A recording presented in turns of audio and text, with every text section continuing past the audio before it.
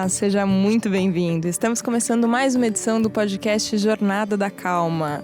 O seu novo hábito de segunda-feira, talvez, começar a semana ouvindo Jornada da Calma, pensando que tudo pode ser um pouco mais tranquilo, menos frenético do que a gente tem vivido.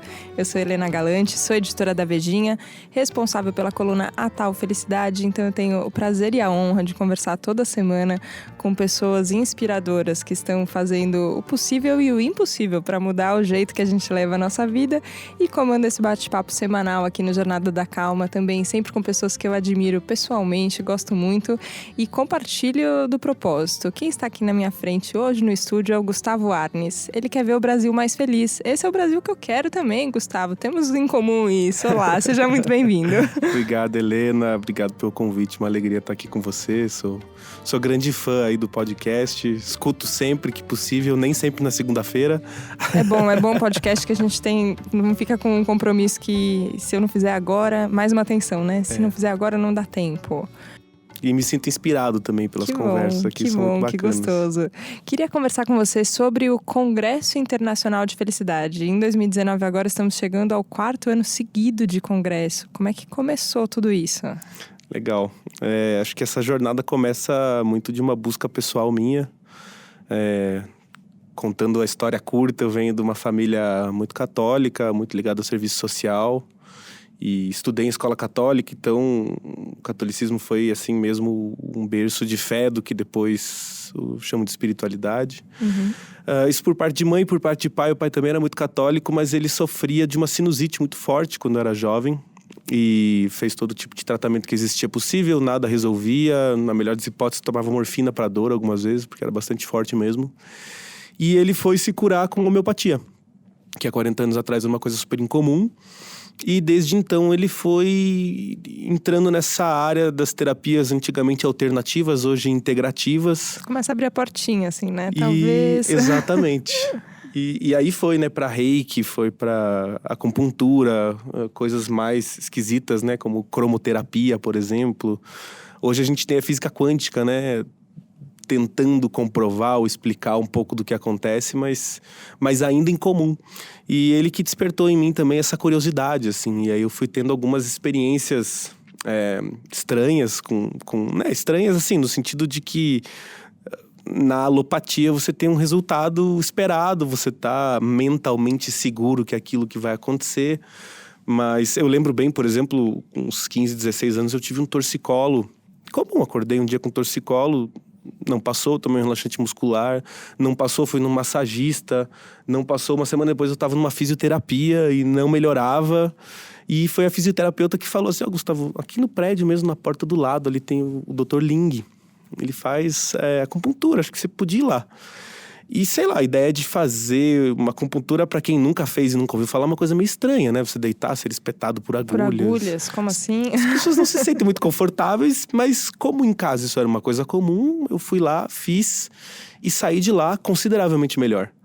E aí cheguei na outra sessão, comecei a perguntar pra ele, né? Mas como que você me espeta uma agulha no pé, na barriga, na orelha e o meu torcicolo melhora? E ele começou com, né, chakras, com energia yin, energia yang. E eu nunca tinha ouvido falar nada daquilo, enfim. A minha pergunta pra ele, num dado momento, foi: tá, mas e tem comprovação científica disso? Eu quero dados, quero artigos. E ele me olhou assim, tipo, incrédulo. Falou: não serve você de comprovação científica? Como é que você tá se sentindo? Eu falei: serve, tá bom. E aí, né, ele, fora isso, enfim, são 6.000 anos de história, né? E isso começou a me levar, assim, a questionar o que é o cientificamente comprovado, né? O porquê que a gente não aceita também outros tipos de terapia. Então, eu digo, essas experiências estranhas, assim, é que me levaram por esse caminho de muita curiosidade, por compreender essas coisas e que depois eu entendi que era uma busca meio que por mim mesmo, assim. Eu tava tentando me entender um pouco melhor, me compreender mais.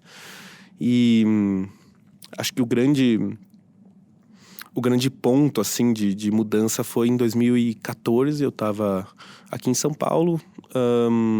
E por um desses acasos, assim, do destino, eu fui parar numa palestra do Tal Ben-Shahar, que ficou famoso, né? O professor da aula mais concorrida de Harvard, Ciência da Felicidade. Tem um vídeo dele no site da Vejinha. Eu tive o prazer de entrevistá-lo quando ele esteve em São Paulo a última vez. Quem não conhece o Tal, dá uma olhada, porque realmente ele é muito hipnotizante, né? Chega a ser a primeira vez que você escuta ele falando.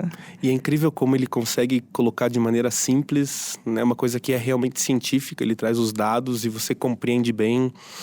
Então eu, em 2013, estava sentado lá assistindo uma palestra que é onde eu não devia estar, e estava lá por uma série de acasos e de repente parecia que aquilo tudo meio que juntava um monte de coisa que eu já tinha ouvido falar, de filosofia, de budismo, de física quântica, de energia, de chakra, com ciência, sabe quando uma coisa meio que encaixa assim na cabeça? Eu falei, cara, é isso. Comprei um livro dele, passei a noite no hotel lendo o livro, no dia seguinte voltei pro evento e tava super energizado, não tava cansado. E ele falou sobre isso na palestra, assim, né? Que tipo de coisa que você faz por um longo período de tempo, isso te energiza. E é engraçado que até depois de um tempo pela psicologia positiva que eu fui descobrindo o teste do Via Character, né, das forças de caráter e virtudes. Olha, que essa é novidade pra mim. O amor ao aprendizado é uma das minhas forças de caráter principais, assim. Então, realmente, aprender coisas novas me energiza. Bom, a psicologia positiva foi criada pelo Martin Seligman, né? Ele que é o pai do negócio todo. Acho que foi popularizada pelo Tal Ben-Shahar, né? Nessas aulas de Harvard, ele que tirou da academia e levou para o público em geral. E o Seligman, em 2004, junto com o Christopher Peterson, eles escreveram um livro chamado Character Strengths and Virtues, a Handbook and Classification, onde eles compilaram 6 virtudes e 24 forças de caráter, junto com mais 55 cientistas, incluindo o pessoal da Gallup, né, dos pontos fortes, enfim, a Barbara Fredrickson, que é o próprio Howard Gardner, das inteligências múltiplas. Eles passaram 3 anos escrever esse projeto que eles chamam do Manual da Sanidade. Então, como assim, a medicina e a psicologia têm DSM-5, né, o CID-10, Classificação Internacional das Doenças, eles escreveram, que é o estudo das doenças, eles resolveram começar um estudo na psicologia positiva do que está dando certo, né? O que existe de melhor no ser humano, como é que a gente pode compreender isso, se é que a gente pode criar uma classificação em cima disso, para a gente começar a pensar como é que a gente pode estudar, fazer com que isso floresça no ser humano e que seja um caminho mesmo de despertar a virtude interna, como um trabalho mesmo de uma melhor versão do ser humano, né? Foi um choque para mim quando me caiu a ficha que a medicina é o estudo das doenças e só as doenças. Falei, olha, a gente não fala do que faz bem. Parece que se você tá bem, você não vai no médico, então você não tem. A sua saúde é praticamente a ausência de doenças. Quando eu comecei a saber que tinha gente que estudava, mas o que te ajuda? O que faz você ficar bem? Por que uma pessoa às vezes dorme menos horas, mas está se sentindo mais energizado? Por que alguém assiste uma aula, vê um documentário e termina com um brilho no olho, assim, que você fala, cara, essa pessoa tá com vida ali, ó, tá cheia de vida. Ela talvez vá dormir menos essa noite, mas tá mais disposta. Eu falei, gente, descobri a roda ali. Eu falei, uau, é verdade, a gente não estuda isso, né? Perfeito, é exatamente isso, né? O que de fato me traz essa sensação de bem-estar subjetivo, que a gente pode chamar de felicidade, quais são as experiências positivas que contribuem para isso, o que é de fato uma vida boa, uma vida prazerosa, uma vida com significado. E acho que a grande sacada da psicologia positiva é essa, né? É dizer que a gente precisa continuar compreendendo e estudando todo o negativo, mas que a gente pode também olhar para aquilo que está dando certo e tentar compreender isso para que a gente possa criar a nossa melhor versão, porque no final das contas a gente procura um médico, a gente procura um psicólogo, um psiquiatra quando está com um problema e ele sana esse problema na melhor das hipóteses. Daí em diante, né, vamos pensar do neutro para o positivo, a gente não sabe o que fazer. E acho que não existe busca maior do que essa, né? O que eu posso fazer para ser mais feliz no dia de hoje, ou no dia de amanhã, ou agora, enfim. E acho que foi isso que me apaixonou pela psicologia positiva quando eu vi o Tal Ben-Shahar.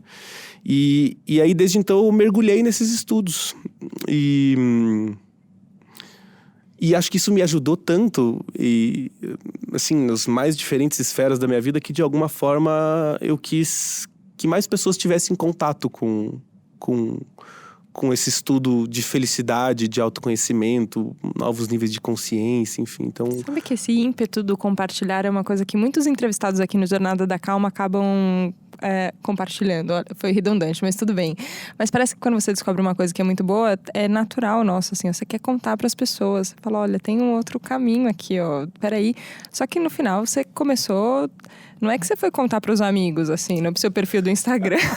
Ele montou um congresso, gente, assim, ó, um congresso internacional, com palestrantes que vêm de fora. Acontece em Curitiba, quem não conhece, sempre no final de semana em Curitiba. Você foi logo de cara para uma coisa bem grandiosa, audaciosa, né? Foi. Isso foi em 2016 e a gente foi ao longo coragem. do ano de 2016 elaborando o evento. E eu lembro bem, assim, né? Um amigo meu que trabalhava com eventos, em algum momento me ligou, assim, falou... Cara, a Ivete Sangalo cancelou um show.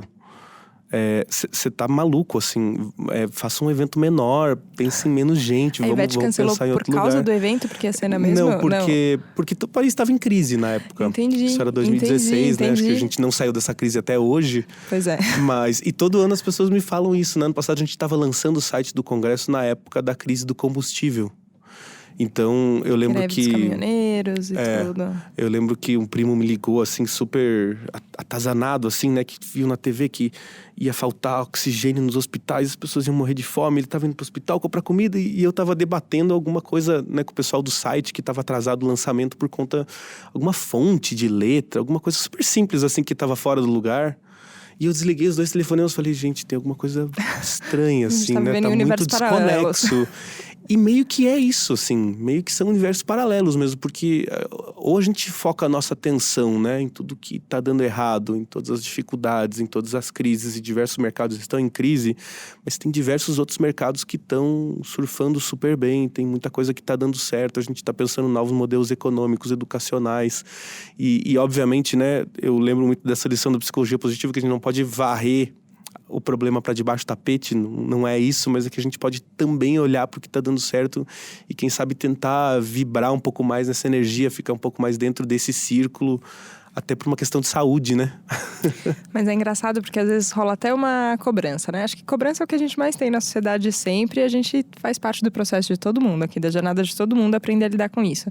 Mas quando você começa a falar mais desses assuntos e parece que tudo vai pipocando, né? Você começa a falar de felicidade, de calma, de serenidade, de bem-estar e parece que as referências vão se multiplicando. Você começa a perceber muitas pessoas que estão agindo no mesmo sentido e às vezes vem uma cobrança disso. Você tá ficando alienada, hein? Ó, você não tá vendo que tá rolando isso daqui, que tem esse problema e esse. E às vezes eu paro e penso de verdade, assim, ó, sem calma, sem felicidade, sem bem-estar. Alguém já resolveu alguma coisa? Alguma coisa foi resolvida sem isso? Então vamos ter que olhar para isso também. Beleza, tem coisas acontecendo e atitudes têm que ser tomadas, mas sem... e é um final de semana ali, né? Que a gente pode parar. E, putz, naquele momento era importante. Por exemplo, o site está funcionando, né? Ok. E é mais do que isso, né? Essa questão da alienação é um ponto muito importante porque a gente está hoje afogado num mar de informações que não se tornam conhecimento e, no final das contas, não agregam nada, né? Em relação à nossa experiência de mundo.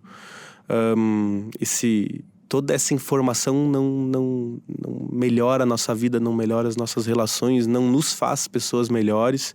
E a gente acha que a gente precisa estar sempre se alimentando, muitas vezes, de notícias que nada mais são do que as tragédias corriqueiras do dia a dia do mundo. Faz com que até a gente esqueça que tem muito mais coisas positivas acontecendo do que negativas, mas que a nossa atenção está sempre lá no negativo. Então, essa alienação, né, é uma alienação... De que exatamente, né? De que contexto, de que cultura, de que formato. Eu acho que tem um papel aqui eu acho que é de consciência mesmo da gente se perguntar o que é efetivamente importante para a nossa vida quando a gente está consumindo informações, notícias, eventos e... E uma vez que a gente se pergunta também, um treino de começar a perceber que a gente direciona a nossa atenção, né? Perfeito. Que não é automático e nem é terceirizado, assim, ó. Nem é o mundo que conta pra você o que tá acontecendo, não. Você que direciona a sua atenção pra X ou pra Y, né? E é lá que está a nossa consciência, a nossa experimentação de mundo, está onde está o nosso foco, né? O foco da nossa atenção. Se eu estou direcionando sempre para o negativo, eu acabo me tornando uma pessoa negativa, normalmente com medo, normalmente ansiosa, estressada. Enfim, acho que é muito pouco senso de presença no final das contas, né? De realmente estar conectado no aqui e no agora, ou com a outra pessoa. Ao mesmo tempo que eu tenho tanta informação, eu tô totalmente desconectado das pessoas perto de mim. Então, acho que é um momento...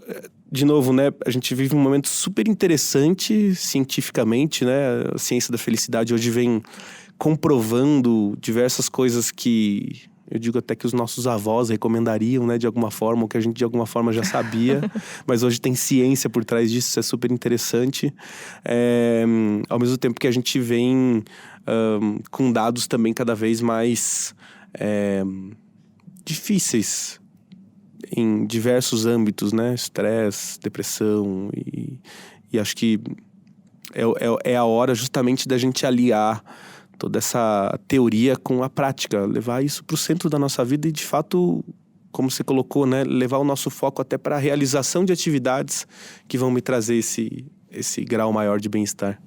Eu fiquei muito curiosa quando eu estava lendo um pouquinho sobre você antes da gente começar aqui o Jornada da Calma, que você estudou na Schumacher School. E eu nunca tinha ouvido falar dessa escola, até que uma amiga minha foi e me contou de uma experiência que eu achei muito maluca. Eu falei, meu Deus do céu, o que é uma escola que ensina a viver em comunidade, que quer aprender o que a natureza quer te ensinar e o que a ecologia profunda tem para te mostrar? Me acendeu uma luzinha, assim. Eu falei, olha, curioso isso daqui. A hora que eu li de novo, eu falei que você tinha ido para lá, eu falei, eu quero saber, gente, o que acontece nessa escola? Me conta. O que acontece nessa escola é algo muito mágico, assim. Eu ouvi falar da Schumacher School já devem fazer uns, talvez 10 anos.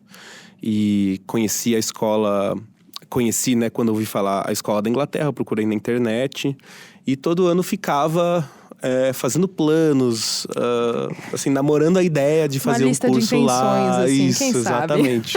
Né, colocando aspiração, né, para ver se chegava lá e enfim, acabou não se realizando. Uma das vezes que eu busquei o site, eu descobri que tinha a escola Schumacher aqui no Brasil, com um programa vindo de lá, com alunos de lá, né, que frequentaram lá durante muito tempo.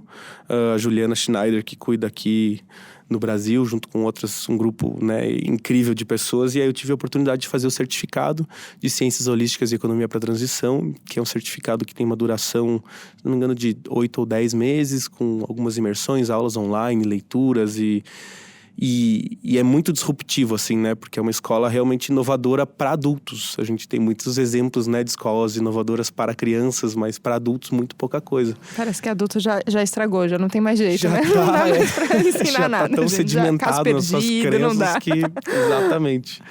E a Schumacher School na Inglaterra é essa escola de vanguarda científica, né? Como você citou, ecologia profunda, tantos outros temas super atuais, né? Sheldrake, Capra, enfim, tanta gente bacana dando aula. E a experiência aqui no Brasil foi realmente transformadora, assim, né? Como diz o Satish Kumar, que é um dos criadores da escola, ele coloca o head, heart and hand, que o aprendizado ele tem que passar não só pela cabeça, onde a gente normalmente fica preso, né, nas habilidades técnico-cognitivas, mas também o coração, né, que é essa conexão com o outro, com a emoção, com o significado daquilo que a gente está aprendendo, né, uma questão bem macro, esse senso de viver em comunidade, com o espaço em que a gente está, né, o planeta, a Terra, e aí a gente chega no hand, né, na mão, que é realmente colocar a mão mesmo à obra, né, mexendo na terra, fazendo reformas, enfim, sabe, uma coisa que hoje a gente tá tão, né, o computador, o carro, é tudo tão não natural que a gente acaba esquecendo. E é realmente assim, né, as pessoas têm a jardinagem como uma terapia, né, a questão da arte, handcraft, né, produzida à mão, enfim, é super interessante mesmo você realmente largar o computador e fazer algo com as suas mãos, assim, que depois, né, por mais estranho que fique o produto final, foi você que produziu aquilo, né? Uma coisa assim.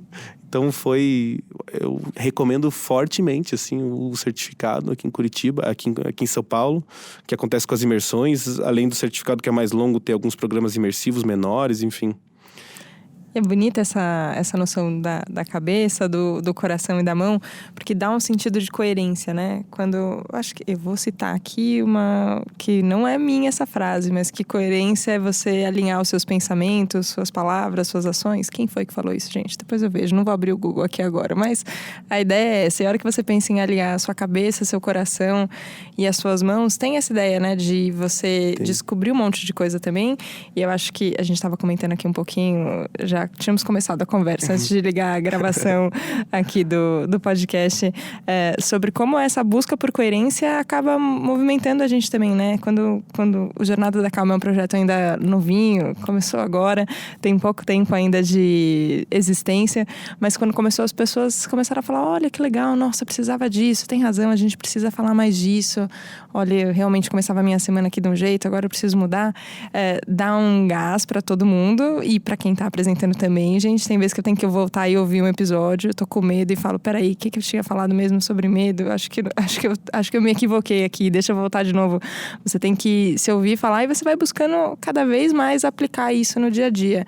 Como é que é isso durante o processo de um congresso, assim, gente? Eu não sei, eu já trabalhei aqui dentro da Editora Abril em evento e é uma coisa louca, assim, ó. Parece que todo seu treinamento transcendental é posto à prova na organização de um evento. Eu imagino que seja assim também, não, Gustavo? É realmente uma loucura.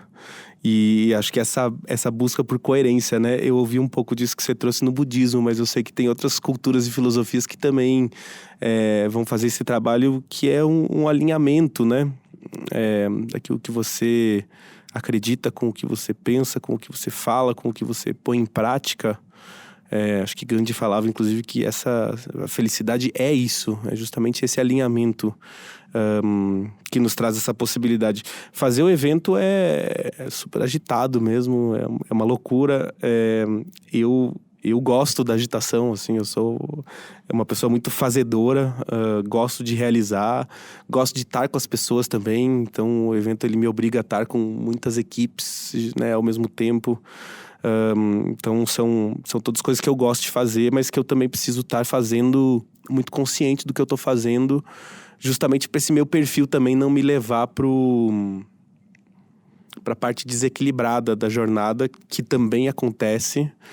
O meu corpo físico é o primeiro que começa a dar os sinais, assim, né? E isso acontece porque acho que todo mundo já se viu nessa posição, né? De assumir mais um projeto, alguma coisa nova, e aí você vai trocando as tuas horas de almoço por uma reunião, aí você troca teu exercício físico, academia, por alguma... E aí depois... a academia eu até troco com certo prazer, assim, vou dizer. E aí, por fim, você começa a vender as horas de sono, né? E aí é isso, vai ficando irritado, vai tomando decisões piores, vai produzindo menos, é um ciclo vicioso que eu preciso tomar bastante cuidado, e que se eu também não tiver revendo as minhas opções constantemente, eu acabo ainda e com frequência escorregando para esse lugar. Então, o que eu acho interessante é isso, que eu escuto das pessoas isso também, né? Que nossa, é isso que a gente tá precisando, e acho que todos nós estamos precisando constantemente nos lembrar, inclusive, né? De quais são as nossas prioridades e de como o nosso corpo físico talvez seja a primeira prioridade que a gente precise cuidar para estar bem com os outros. E o Congresso... É interessante que ele me obriga a ter esse equilíbrio, de certa forma, como evento. E o evento, né, a gente está agora 90 dias da próxima edição, nos dias 2 e 3 de novembro. Ele tem agora uma pegada super acelerada de, né, coisas que a gente precisa colocar para que o Congresso aconteça, para que seja a experiência que as pessoas estão esperando também. E de certa forma... achar um equilíbrio nesse navegar, né? Eu acho que a vida tem muito disso. A gente tá sempre tentando encontrar conforto nas situações desconfortáveis em que a gente é colocado. A Schumacher fala muito sobre isso. Eu acho muito interessante. Tem uma frase do Henry Bortoff, né, da fenomenologia, que ele diz que a vida é essa coisa que a gente está sempre se preparando para, mas nunca exatamente preparado para aquilo que vai acontecer. E é isso, né? De certa forma, a gente tá mesmo sempre se preparando, mas quando a vida chega, a gente percebe, nossa, ainda não tô tão pronto, e mesmo assim o barco segue. E acho que a jornada é essa. E tem uma entrega, né, ao movimento. Às vezes a gente tem uma noção e quando você pensa em calma, muitas vezes a gente pensa em estático, né? Uma coisa parada, assim, ó. Agora eu tô firme aqui, agora nada me tira daqui. Você fala, ó, não vai ser muito assim. Exato. Pelo menos Nunca o que eu tenho experimentado tempo. nunca dura muito tempo, assim, ó. A coisa tá em movimento e tem você se entregar ao movimento que tá rolando, mas também não se deixar levar. Parece que o tempo inteiro a gente tem que ficar vigiando, né? Perfeito. Tem um... O Tal Ben-Shahar fala muito sobre isso, sobre esse equilíbrio da vida que não é estático, né? E que a gente tem que aceitar os altos e baixos como parte da vida natural. É muito perigoso quando a gente fala de felicidade e bem-estar, a gente imaginar que a gente vai estar 100% do tempo feliz, ou de que teremos experiência extraordinária atrás de experiência extraordinária. A vida não é assim, né? E às vezes a nossa crença de felicidade é essa, e a gente se frustra sem saber exatamente por que está frustrado, mas porque a nossa crença infantil ainda é de que a vida vai ser essa coisa super incrível o tempo todo. E ela não é, né? É de fato infantil a gente acreditar que seja, mas é talvez achar as coisas incríveis, né? A incredibilidade dentro da ordinariedade das coisas. A gente, né, achar incrível aquilo que a gente tem que fazer ordinariamente, de alguma forma encontrar significado nas tarefas mais corriqueiras e estar ciente de que em alguns momentos estaremos numa calmaria, em outros vai estar um mar super agitado e... Sabe que isso você me falou, não sei quanto tempo você fica agora em São Paulo, você não mora aqui, veio especialmente, a gente agradece muito, claro, a sua participação, a viagem para São Paulo para poder participar também. Não sei quanto tempo você fica em São Paulo, mas eu vi uma peça de teatro que falava sobre isso, Pippin, é um musical que conta uma fábula ali do filho do Carlos Magno, que termina os seus estudos, ele é o primogênito, então seria teoricamente o próximo imperador, e ele tem um senso de que ele precisa viver uma coisa extraordinária, ele quer fazer da vida dele uma coisa extraordinária, e qual que é o papel que ele tem que assumir. E ele tem uma crise existencial ali em cena, claro, com muita música, muita dança, a Totia Meirelles, que é a mestre de cerimônias ali, que vai conduzindo a apresentação, e ele vai buscando, assim, ó, ele vai pra guerra, e aí ele encontra um cenário violento e fala, putz, não é isso. Aí ele, então agora eu vou me render aos prazeres do corpo, então muitas cenas de sexo, e aí encontra um vazio, e aí não era isso. Aí tenta uma vida cotidiana ali, então agora eu vou cuidar do campo, cuidar de uma criança, não sei o quê, e fala, também não é isso. E, enfim, não vou dar spoiler aqui também, senão aí as pessoas não vão ficar calmas. Não vou contar o final, eu juro. Mas tem fica um questionamento, assim, ó, do quanto o extraordinário da vida, na verdade, já tá vivo, né? Assim, ó, a gente fica esperando alguma coisa extraordinária acontecer e você fala, ó, tem extraordinário agora acontecendo aqui. Eu sempre fico pensando isso, assim, ó, vocês ouvintes são considerados aqui, a gente tá falando com vocês aqui agora, conversando entre a gente, mas pensando em vocês, fala, olha, como é extraordinário, né? Que belo tempo pra estar vivo. Eu fico pensando isso, assim, ó, tem muitas coisas pra serem resolvidas, tem crises e todos os problemas, ok, estamos cientes disso, mas eu tenho uma sensação otimista, não sei se você pensa assim também. Muito. Eu tenho uma sensação sempre muito otimista. Estava assistindo ainda esses dias um treinamento em que o Nicolai Cursino, da Escola Illuminata, ele deu uma palestra no Congresso no passado e ele falava um pouco sobre essa questão de futuro, a tecnologia exponencial, enfim, as pessoas, né, tentando resolver problemas massivos do planeta. E de certa forma, quando eu vi aquilo, ideias de transplantes de órgãos feitos em impressoras 3D, sabe? Umas coisas assim com uma tecnologia super futurista, que eu percebi, assim, algumas pessoas meio assustadas e eu fiquei super empolgado, assim. Eu falei, nossa, que vontade de viver 150 anos para ver tudo isso acontecer, assim. Então, eu acho que é um momento realmente super incrível de se estar vivo mesmo, para observar todas essas transformações que a gente vem tendo nos mais diversos campos, e acho que talvez um dos mais importantes seja o campo da consciência mesmo, né? A gente está cada vez mais desperto para novas possibilidades de encarar a vida questão profissional, relacional, familiar, alimentar, física, enfim, acho que todas essas esferas. Gustavo, acho que deixamos todo mundo com água na boca aqui, com vontade de saber mais sobre vocês, sobre o projeto do Congresso também. Onde a gente te encontra, quem está ouvindo Legal, a gente? Uma alegria. www.congressodefelicidade.com.br. O evento acontece em Curitiba nos dias 2 e 3 de novembro. As inscrições estão abertas. A gente traz aí palestrantes do Brasil e do mundo. O próprio Tal Ben-Shahar esteve lá no ano passado também dando uma palestra. É um momento super importante. Esse ano a gente tem outros palestrantes internacionais vindo. Enfim, não vou também começar a citar a gente aqui, porque são mais de 20 palestrantes. E a gente traz justamente para uma abordagem da felicidade a partir da espiritualidade, da ciência, da filosofia e das artes. A gente tem um panorama bem holístico mesmo para causar no público uma reflexão, né, do que eu posso aproveitar disso, não só de maneira intelectual, mental, mas também muito prática, levar para a vida pessoal e no dia seguinte fazer algo de diferente. E a gente tem as histórias de transformação mais incríveis. Então lá no congressodefelicidade.com.br vai ser uma alegria receber todos em Curitiba nos dias 2 e 3 de novembro. Gustavo, muito, muito obrigada pela sua participação aqui no Jornada da Calma. Adorei o papo. Eu que agradeço. Um prazer enorme estar aqui com todos os ouvintes. Um grande abraço, enfim, para todos vocês que estejam aí nos ouvindo. Espero que, de alguma forma, a gente possa seguir refletindo. Que acho que esse é o ponto, né? Esse olhar interno. O que é que faz sentido disso para mim? O que é que não faz? Como ciência, é uma ciência experimental mesmo, empírica. A gente tem que colocar em prática para que algo aconteça. E...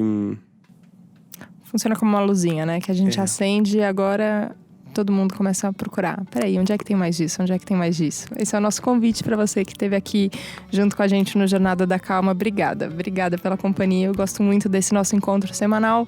E a gente se encontra semana que vem, tá bom? Combinado. Segunda, bem cedinho. Obrigada. Boa semana. Tchau, tchau.